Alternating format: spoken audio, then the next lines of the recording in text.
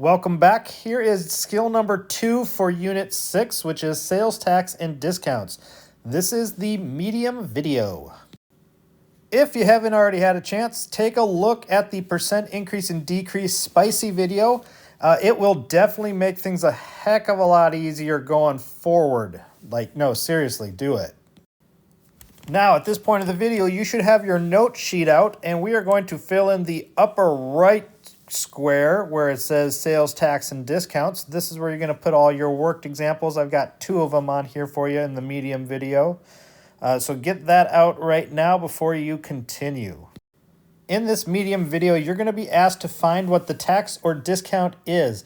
And we want to know what that tax or discount is going to be when we add to our previous number, but we don't actually want to know the new total. We just want to know what the tax or discount is.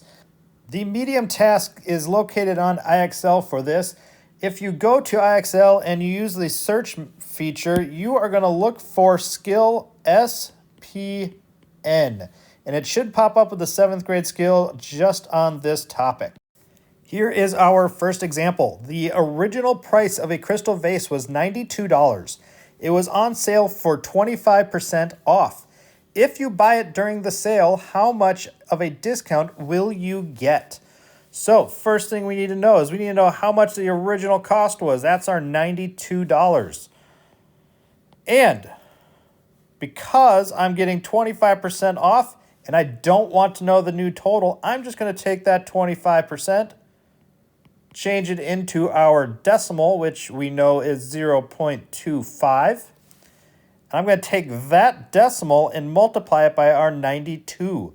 So 92 times 0.25, which according to my calculator gives us a total of 23. So my discount is $23. Here is example number 2. Trevor buys a table online for $392. There is an 11% tax on the table.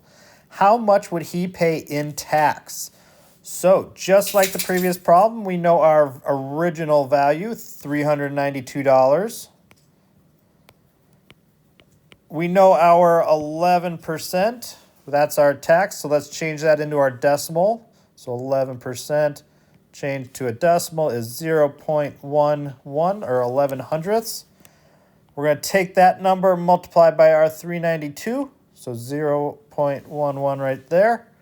Now my calculator says that is a total of $43.12.